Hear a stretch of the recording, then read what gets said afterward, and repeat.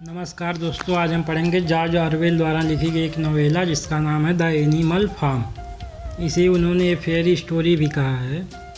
यह 1945 में पब्लिश हुई थी। यह एक एलगरी है, एक व्यंग है रशियन रिवॉल्यूशन पर जो 1917 में हुई थी और इसे उन्होंने जानवरों के माध्यम से दिखाया है। आइए पहले जान लेते हैं कुछ इम्पॉर्टेंट कैरेक्टर जिनके नाम हैं। जैसे एक है उसमें ओल्ड मेजर, जो एक सुअर है जिसे ओल्ड मेजर बोलते हैं। 3 यंग सुअर हैं, एक स्नोबॉल है, एक नेपोलियन है और एक बहुत छोटा सुअर है जिसका नाम है स्क्विलर। 2 घोड़े हैं, एक बॉक्सर है, एक क्लवर। बॉक्सर जो बहुत मेहनती घोड़ा है। एक गधा है जिसका नाम है बेंजामिन। तो होता क्या है, एक एनिमल फार्म है जिस पर मेनर नाम का फार्म है। मेनर नाम है फार्म का। उस पर बहुत से जानवर, बहुत तरह के जानवर रहते हैं। उसमें एक ओल्ड मेजर नाम का सुअर रहता है जो एक दिन कहता लोगों से, सभी जानवरों से, कि मैंने एक सपना देखा जिसमें हम सभी मिलकर रह रहे हैं, इंसानों के अत्याचार से अब हम पे नहीं हो रहे हैं। तो वह उनमें एक क्रांति जगाना चाहता है कि इंसानों के खिलाफ़ विद्रोह करें, बगावत करें और आज़ाद हो जाएं। लेकिन कुछ दिन बाद वह सुअर मर जाता है और फिर सब खोजने लगते हैं कि कौन है जो उनके क्रांति को आगे ले चले। तो आते हैं नेपोलियन और स्नोबॉल नाम के जो 2 सुअर होते हैं। वह लोगों को फिर से जागृत करते हैं और एक रात वह मालिक के ख़िलाफ़ अपनी बगावत कर देते हैं और मालिक को मार के भगा देते हैं वहाँ से। फिर ये सब आज़ाद हो जाते हैं और क्योंकि सुअर जो है उन्हें सबसे बुद्धिमान माना जाता है तो वही नेतृत्व के लिए आगे आते हैं और स्नोबॉल को जो है अपना नेता मानते हैं सब जानवर मिलकर। उसके बाद नियम बनाए जाते हैं कि सभी जानवर जो हैं वो बराबर हैं। कोई हम जानवर लोग जो हैं वो इंसानों की तरह नहीं बनेंगे, इंसानों के बिस्तरों पर नहीं सोएंगे, इंसानों के शराब नहीं पिएंगे। बहुत सारे नियम बनते हैं, सुशासन के नियम बनते हैं कि जिससे हम सब खुशी से रहें, आज़ाद रहें।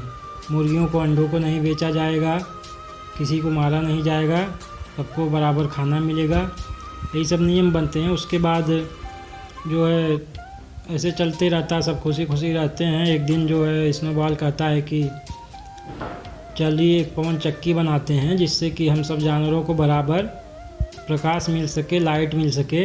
इसका विरोध करता है जो नेपोलियन नाम का सुअर रहता है। यही जाके बाद में एंटागोनिस्ट बनता है और कहता है कि नहीं, जानवरों को बिजली से जो है करंट लग सकता है, मर सकते हैं जानवर।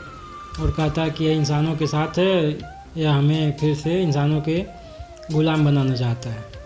और उसके पीछे 4 जंगली कुत्ते भेज देता है जिससे कि वो सब उसे भगा देते हैं और वहाँ से भाग जाता है। उसके बाद से सत्ता जो है वो इसके हाथ में आ जाती नेपोलियन की। नेपोलियन फिर एक दिन कहता है कि चलिए पवन चक्की बनाते ही हैं। तो सब जानवर पहले तो सोचते हैं, तो उसमें से कोई कहता है कि यही तो स्नोबॉल कर रहा था, तो उसे भी वो अपने जंगली कुत्तों से मरवा देता है।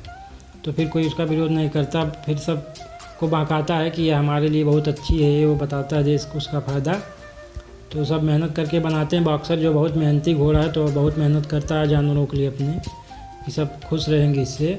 और जब बन जाती पवन चक्की आधी, तब तक कुछ किसान बगल के आकर उसको डायनामाइट लगा कर उड़ा देते हैं और इन सब की लड़ाई हो जाती जानवरों की। लेकिन जानवर फिर जीत जाते हैं और उन्हें मारकर भगा देते हैं। फिर से पवन चक्की बनाने के लिए कहता है नेपोलियन। फिर सब मिलकर जानवर पवन चक्की बनाते हैं। उसी में बनाते समय बॉक्सर नाम का जो घोड़ा, उसे चोट लग जाती है और उसे अस्पताल भेज देता है। जब कुछ दिन तक बॉक्सर नहीं दिखता है तो सभी जानवर पूछते हैं कि बॉक्सर कहाँ गया। तो वह कहता है कि बॉक्सर को अस्पताल भेजा गया था, लेकिन जब कुछ दिन बाद नहीं दिखता तो सब समझ जाते हैं कि उसे इसने बेच दिया है चमड़े के लिए। उसके खाल जो है अब निकाली जाएगी। और अब धीरे धीरे जो है नियम भी बदलने लगे थे। सुअर जो है वो शराब पीने लगे थे और इंसानों के बिस्तरों पर जाकर सोने लगे थे और इंसानों की तरह व्यवहार करने लगे थे। मुर्गियों के अंडों को भी बेचा जाने लगा था। जब मुर्गियों ने इसका विरोध किया कि हमने क्रांति की थी इसी पर कि हमारे अंडों को नहीं बेचा जाएगा, तो अब मुर्गियों को भी मरवा देता है अपने जंगली कुत्तों से। उसके बाद कोई उसका विरोध नहीं करता और फिर वह धीरे धीरे जो नियम बने थे शुरू में कि सभी जानवर बराबर हैं, ऑल एनिमल आर इक्वल, वह बदल दिया जाता है। वह अपने हिसाब से नियमों को बदल देता है। उसे कर देता है कि all animal are equal but some animal are more equal than other animal. सभी जानवर बराबर हैं लेकिन कुछ जानवर जो है वो अधिक बराबर हैं, मतलब वो ऊपर हैं। तो इस तरह से अपने लिए नियम बदलता है। सुअरों को अब ज़्यादा खाना मिलने लगता है और जानवरों को कम खाना मिलता है। ऐसे ही धीरे धीरे चलते चलते अंत में एनिमल फार्म पर सालों बीतने के बाद सुअर जो है वो अब इंसानों की तरह रहन सहन करने लगे हैं। वो इंसानों की तरह सीधे चलते हैं, सूट बूट पहनते हैं और बाकी जानवरों को मारते हैं, कोड़ा लेकर घूमते हैं मारने के लिए। सुअर जितने वे सब ऊंची पोस्ट पर हैं और जो बाकी जानवर वो सब बस मेहनत मजदूरी करते हैं। जो नियम थे वो सब समाप्त हो चुके हैं। और एक बार अंत में जो है एक बार नेपोलियन नाम का जो सुअर है, जो नेता है, वो एक बड़े किसान से डील करता है कि वो जानवरों को इंसानों की लेबर क्लास में एक साथ काम करने के लिए उसे कहता है, तो वो मान जाता है और फिर जो है जानवर और इंसान एक साथ काम करने लगते हैं। इसके बाद जो नेपोलियन जो सुअर है वो एनिमल फार्म का नाम बदलकर मैनर फार्म फिर से कर देता है। जब शुरू में मैनर फार्म नाम था, फिर बाद में जब जानवरों ने कब्जा किया तो एनिमल फार्म रखा गया और फिर अब उसे मैनर फार्म ही कर दिया गया, क्योंकि उसका मानना था कि जो एनिमल फार्म नाम है वो अपमानजनक है।